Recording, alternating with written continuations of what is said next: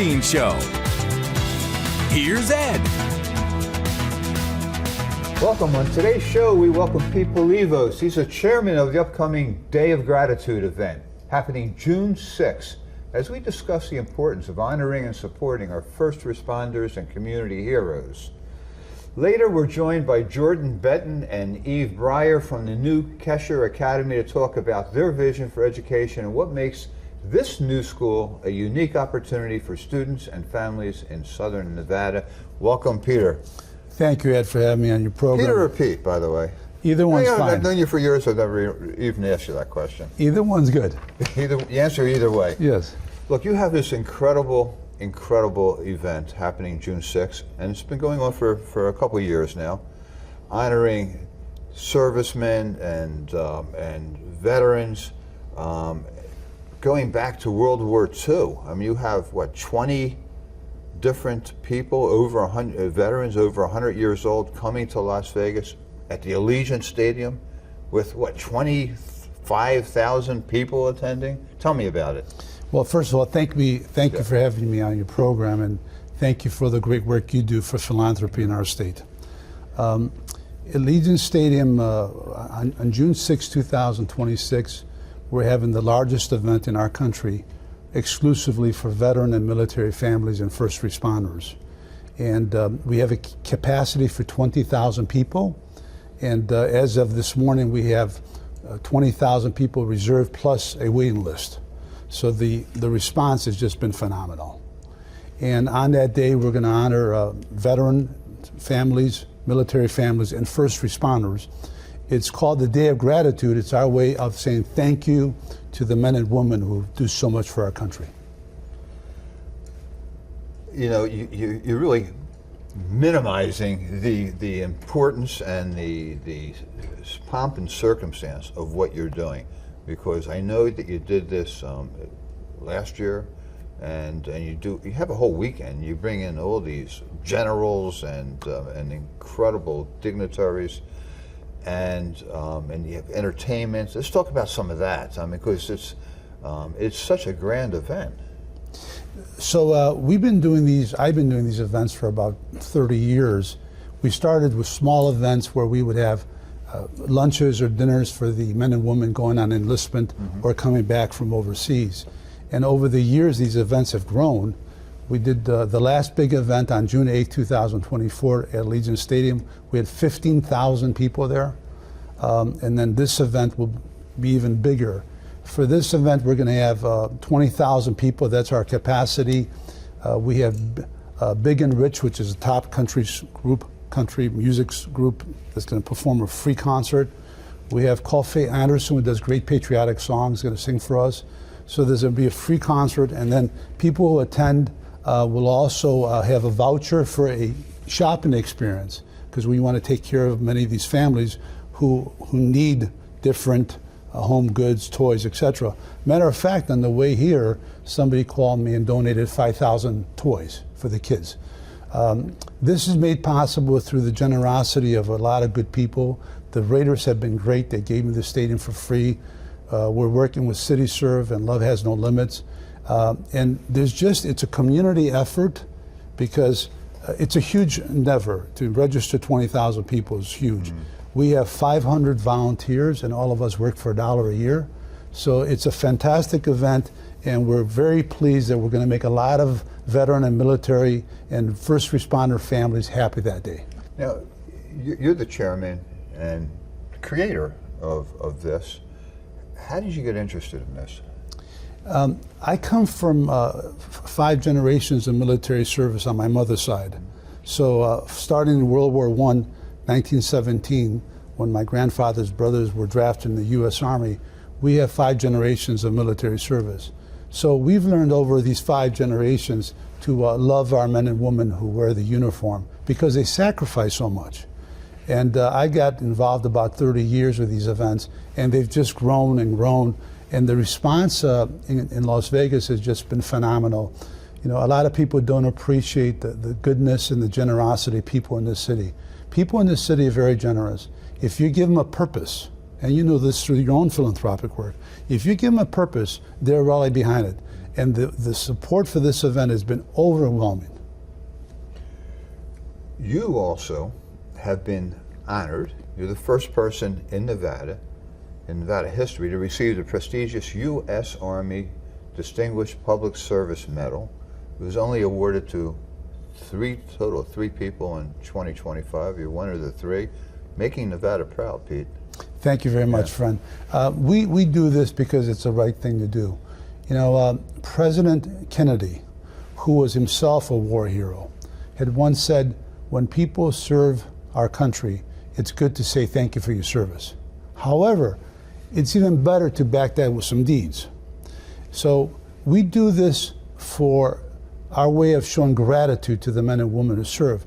Remember, Ed, a lot of these men and women have sacrificed a lot. Many of them come back. War is a terrible thing. They come back from war with serious PTSD issues, missing arms, missing legs, and some families lose their members.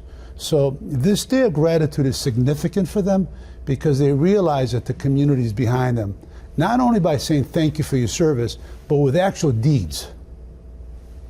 You mentioned that you have a waiting list, but there's no charge to come to the event, correct?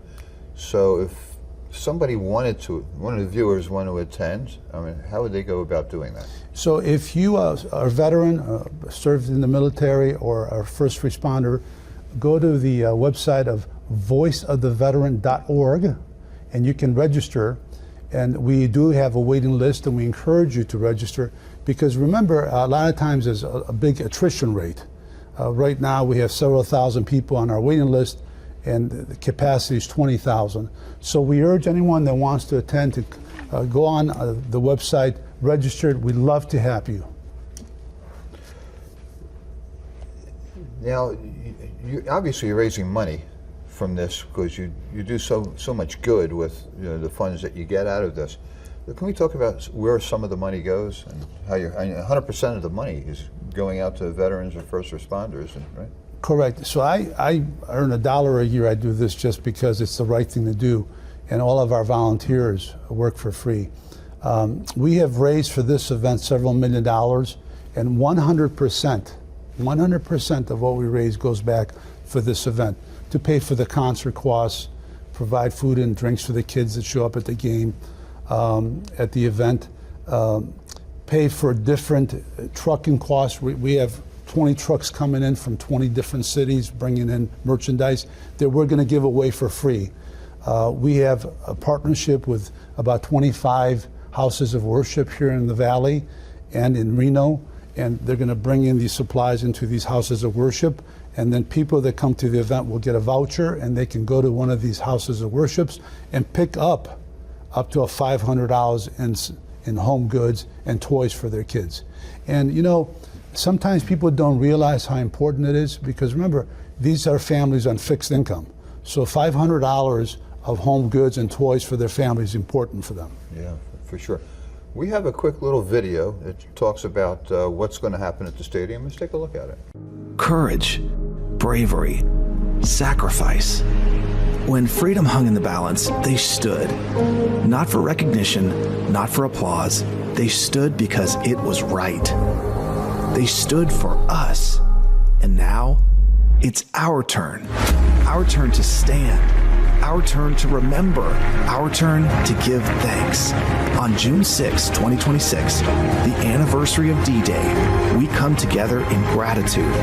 In the year our nation marks 250 years of freedom, we don't just remember history, we step into it. Day of Gratitude, June 6, 2026, Allegiant Stadium, Las Vegas, Nevada. Stand with those who stood for us.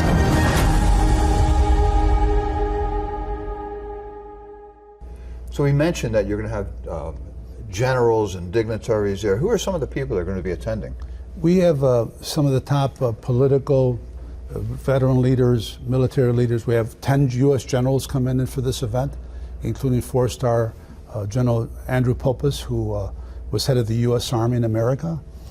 We have Secretary Burgum coming in from Washington. We have the governor will be there, Mayor Berkeley will be there. Many community leaders will be there, because this is really a community event. But the focus for this event is to honor all remaining World War II heroes. Remember, this was America's greatest generation. These are the men and women who sacrificed the most. And we had over 16 million Americans serve in World War II. And there's only several thousand left. So we're doing a shout out to any World War II heroes. Listen to us. Anywhere in America, come to Allegiant Stadium on June 6, 2026, because we want to honor you. We will cover your travel expenses. We will cover your hotel accommodation, because it's our way of saying thank you for your service. What's it like now with 25,000 people there? Are they sitting in the stands, or are they on the field? And what exactly happens during the day? It's a ceremony. We start on June 6, 2026 at 12 noon sharp. There's a 1-hour ceremony where we honor the veterans and military heroes. And this year we're greatly honored and humbled. The U.S. military is asked to acknowledge 3 war heroes. So there will be an official medal presentations to 3 war heroes from our U.S. military, Nellis Air Force Base, Creech Air Force Base. And we're really excited about that, because many people will see war heroes being honored. Usually that happens on base, but because of our partnership with the military, they're doing this at Allegiant Stadium. So it's a highlight for a lot of the young kids especially. Yeah, I would think so. I noticed that you're wearing a special pin. What does that represent? That's the medal that I received from the U.S. Army. And anytime I talk about our veteran community or our military community like today, I wear it in respect for them. Looking forward, Pete, it seems like our veterans always seem to be neglected after they return. Do you see any change in the future? I mean, when you look forward of how things can be, how you'd like to see them be, I mean, where do you see it going? If things are improving, and they're improving because we're raising awareness through events like this. The reality is we're in trouble in this country. We're focusing too much on what divides us and not what unites us. This event is all about red, white, and blue. When the men and women of our country fight for our country, they don't go as red Americans or blue Americans. They serve our country as red, white, and blue Americans. And they do what they're told. And these are heroes. So I'm very optimistic about the future, because events like this raise awareness. They show appreciation to these men and women who did so much for our country. And there's residuals. We see residuals. Residuals are, since we did our last event, we had a significant drop in suicides. We saw a significant drop in depression. So these events are important for our veteran community. Well, you've always been very at the forefront of trying to bring people together. I mean, this is symbolic of what you've always tried to do. I mean, you and I have had conversations about, hey, it doesn't matter if you're Democrat, Republican, Independent, whatever your political views or whatever your social views are, one thing that everybody can rally behind and support are veterans and first responders, because we don't have a country without them. We just don't. Absolutely. We must not forget that 90% of the American people want the same thing. We really do. We want safe neighborhoods. We want safe borders. We want good schools for our children and great-grandchildren. We want to live with dignity. We want good health care. We want a strong military. So 90% of us agree on that stuff. And it's time for us to kind of work together, not against each other. Because we're talking past each other, not to each other. We need to talk to each other. Hey, well, I want to thank you so much. You're really making Nevada proud. Pete Palivos, you give so much back to our community, and this is such an incredible event that affects and influences so many people. So thank you so much. Thank you, friend, and thank you for what you do for the community. And we'll be right back. Welcome back. With me now is Jordan Betten and Breier from the new Kesher Academy. Welcome. Kesher Academy is a new charter school that's going to be opening this year in August in Henderson. Yes. What exactly is it? And you're the principal. I am, okay, yes. So and you're on the board, chairman of the board. What exactly is a charter school? Great question. A charter school is a 100% taxpayer funded school, so there's no tuition. We are still held to the state standards, so our curriculum aligns with Nevada academic content standards, and we provide public instruction. We have a very traditional school day. The great thing about Kesher Academy is that we are the first charter school that's authorized by the city of Henderson, and we will be providing our students, as soon as they enter our school in kindergarten, with Hebrew instruction every year. So you're going to be teaching, not a religious school, but teaching a language. Correct, yes. We do have to keep the separation of church and state because we are 100% taxpayer funded. We are a public school, so there will be no religious instruction. It will just be the language of Hebrew that is taught. And Jordan, you have a son Yeah. It's going to be attending Exactly. the school. Why was it important to you? Well, I believe that it's great for him to learn a second language. There's a lot of research that shows that learning a second language improves your kids' cognitive abilities, and modern Hebrew language is something that's very interesting, that in Israel there's more tech startups per capita than even Silicon Valley. Some of the most Pulitzer Prize winners have come from there. So for him to learn one of the oldest languages in the world and having that skill set for his future, I believe will help prepare him for life. And I also was inspired that the parent company behind Kesher, Hebrew Nationals out of New York, they have a series of charter schools nationally. So having the proven curriculum and academic model that's been successful in other states and having that be the first of its kind in Nevada is something that I'm passionate about, that we have better now education options available in Henderson and Clark County for not just my son, but for all families who are interested in attending. How does one apply to the school? Yes, so they can go to our website, which is kesheracademy.org, and there will be a link for families to enroll. The registration link is there. Once we get that information, we will be in contact with our families to help them through next steps. And how do you make a decision? I mean, I assume you're going to have more applicants than you will have spaces, and particularly in the beginning, right? Yes. You're going to start small and then increase the grades as the years progress. Yes, correct. We are opening as a kindergarten, first and second grade school, and every year we will be adding a grade level until we're built out to a kindergarten through 8th grade school. As a public school, we do not turn anybody away. Students that have special education needs, whatever families need as a public school, we will make sure that we meet the needs of our students and our families. But you still have to then make a decision on who to. Yes, there is no enroll. testing as far as entrance or admission into our school. The only thing that would inhibit a family is if we have filled all of our seats, Right. then it would go to a wait list. As soon as a seat becomes available, we contact that family and we get that child enrolled. Well, and you and I were speaking earlier, and you were telling me about how well trained and how well compensated Yes. the staff is going to be. They're Yes. much more than typical pay for a teacher. You're getting the Yes. top of the the cream of the crop. Yes, I will say, having spent almost 30 years in education, I feel so honored and privileged to be a part of an organization that values the quality of our instruction and the quality of our teachers over the quantity of students in a classroom.